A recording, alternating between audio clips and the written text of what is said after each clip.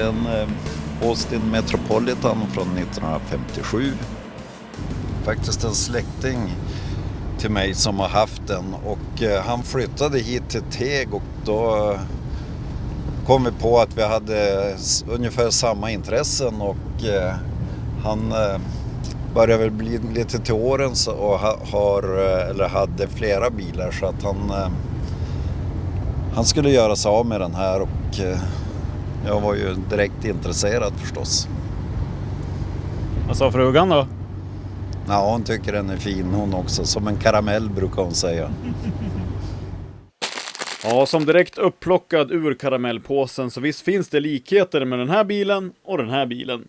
Men bilen har också fått 2 olika namn, lite beroende på vart man köpt den, i Europa eller i USA. Den är ritad av Nash, men tillverkad i England av Austin. Så som jag har förstått det, så de som tillverkades och skickades tillbaka till Amerika, de hette Nash, och de som gick till Europa hette Austin. Men det är samma bil, så vet jag kan förstå. Den ser ju väldigt mycket mindre ut än vad den upplevs när man sitter i den. Ja, om man inte sitter i baksätet, för då upplevs den liten. Man ska absolut inte vara lång när man sitter där, då får man gamnacke. Sen har de ju ingen bagagelucka, eller de har, men de har inte en fysisk sätt. Nej, det ser ju ut som att det skulle finnas en, men man öppnar den genom att öppna ryggstödet i baksätet och lastar inifrån. Så det är väldigt praktiskt när man kommer med matkassarna och ska stuva in i bilen. Speciellt att få ut sen om du har rullat runt lite där inne. Ja, om man har barn med sig, och att det är mycket märkligt. Men faktum är att de sista årsmodellerna som tillverkas i början av 60-talet, 60 eller 61, då försökte de med en baklucka som gjorde en lucka, men det blev ändå ingen riktig succé, utan tillverkningen lades ner där i början av 60-talet. Men den är 3-växlad, va?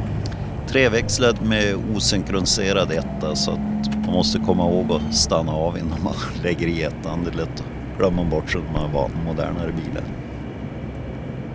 Det är en riktig långfärdsbil, om man inte har bråttom. Hur långt skulle du kunna tänka dig åka med den här då? Ja, man kan åka rätt så långt, men kanske inte åka så fort. Men en lagom marschhastighet är väl 80 kanske. Ja, den är rätt rapp ändå på sina 52 häst. Ja, det är den faktiskt otroligt pigg. Men det är som sagt, det fattas ju en växel när man kommer upp i lite hastighet. Då ska man gärna kunna lägga i en till. Reservhjulet är lite trevligt för att det är ett Skega. De gjordes ju i Skellefteå. Så att det är en sån där liten kul grej tycker jag, att man har kvar ett sånt däck. Tittar man på bakskärmarna och speciellt baklyserna, så tycker jag att det påminner mycket om Amazonen. Ja, väldigt lika Amazon. Man skulle nästan kunna tro att de har kopierat, men vem som har kopierat vem vet jag inte. Men det är inte Amazon, utan det är original.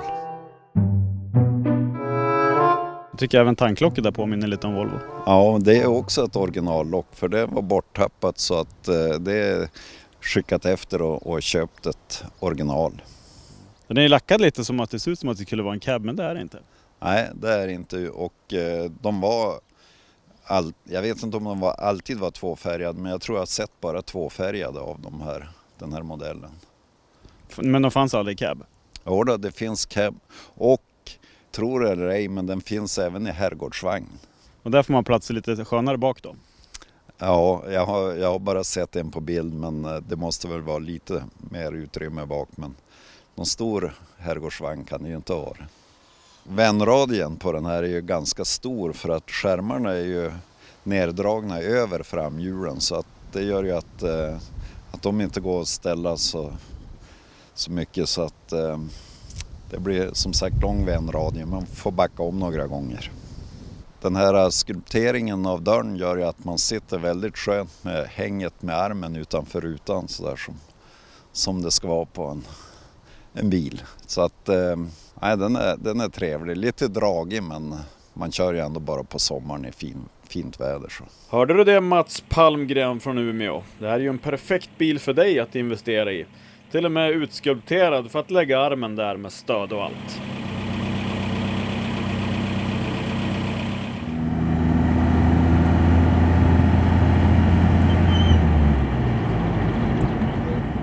Men den här bilen har andra bra egenskaper också. Ja, det är väl att folk blir glada när de ser den, tror jag. Det är en bra egenskap. Folk brukar vinka och heja om man ser att de drar på mungiporna. Den ser ut som en fullstorlek av en leksaksbil på något sätt. Ja, eller en liten variant av en jänkare kanske. Är det facket du skulle sätta den i? Ja, med vetskapen om att det är Nairs ingenjörer ritar den, så är det väl lätt hänt att tanken går åt det hållet.